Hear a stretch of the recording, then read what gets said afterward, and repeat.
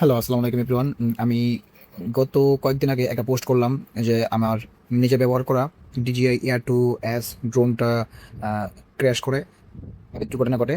তো আজকে সেটা হচ্ছে একটা ভিডিও দেখাই যে ড্রোনটা কীভাবে ক্র্যাশ করে, সেটার একটা মোটামুটি হিস্ট্রি আমার কাছে অ্যাপসে আছে। তো এটা ছিল 22 তারিখ।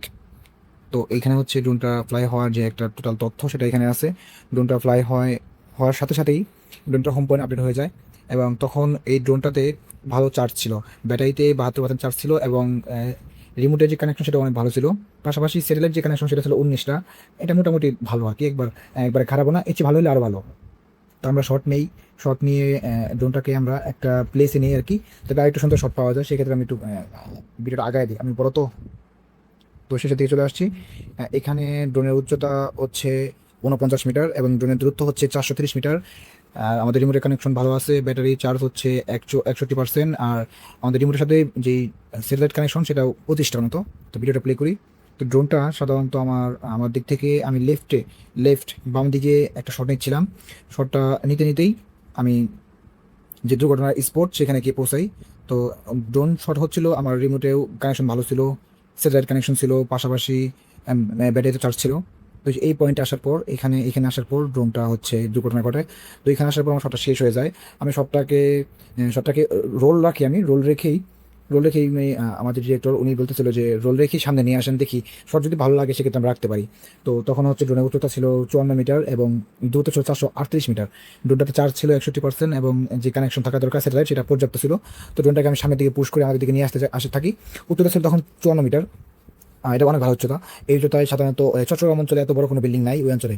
তো ড্রোনটা যখন সামনে দিকে নিয়ে আসতে যাই, আসার পর এখানে আসার পর আমার থেকে 435 মিটার দূরত্ব থাকা অবস্থায় ড্রোনটা এই অবস্থায় আসার পর আচমকা লেখা ওঠে যে aircraft not connected to RC, মানে আমার ড্রোনটা আমার রিমোটের সাথে কানেক্টেড না, ডিসকানেক্ট হয়ে গেছে।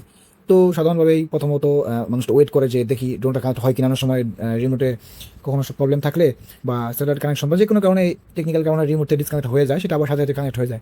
তো আমিও 1 মিনিট ওয়েট করি, কিন্তু আর আমি কোনো ফলাফল পাই না, কোনো কানেকশনের কোনো সংকেত পাই না।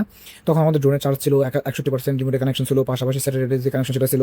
ড্রোনের উচ্চতা ছিল 61 মিটার। এখানে একটা বিষয় বলি, অনেকে বলতে পারে যে ক্রাশ ছাড়া অ্যাক্সিডেন্ট ছাড়া ড্রোন ক্র্যাশ করে না। সাধারণত বাংলাদেশে যে বিল্ডিংগুলো হয় 10 থেকে 12 তলা, এগুলো উচ্চতা হয় হচ্ছে 30 থেকে 44 মিটারের মধ্যে, বা 120 থেকে 150 ফুটের মধ্যে। তো আমার ড্রোনটা 161 মিটার, তার মানে হচ্ছে প্রায় 200 ফিট উপরে আমার ড্রোনটা ছিল। এখানে কোনো বিল্ডিং নেই, এখানে একটা মসজিদ আর হচ্ছে টিন শেড, আমি যেখানে ড্রোনটা উদ্ধার করি পরে আর কি। তো এটা আসলে একটা অ্যাক্সিডেন্ট, এটা আসলে কাম্য না কারোর জন্যই। আমার এই ড্রোনটা আমার নিজের না, এটা আমি টিউ হার্টের ড্রোন, আমি এখানে জব করি, তাদের ড্রোন এবং ক্যামেরা আমি অপারেট করি।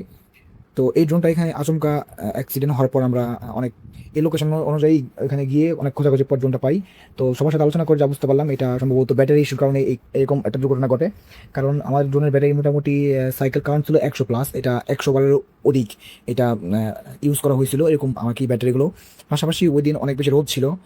আমার ধারণা বা সবাই যেটা বললো, হয়তো বা অনেক বেশি রোদের কারণে ব্যাটারিটা ফুলে গিয়ে তার কেস থেকে ছুটে গিয়ে এরকম দুর্ঘটনা করতে পারে। আমি ব্যাটারি যখন পাই তখন ব্যাটারিটা চার্জ ছিল, পাশাপাশি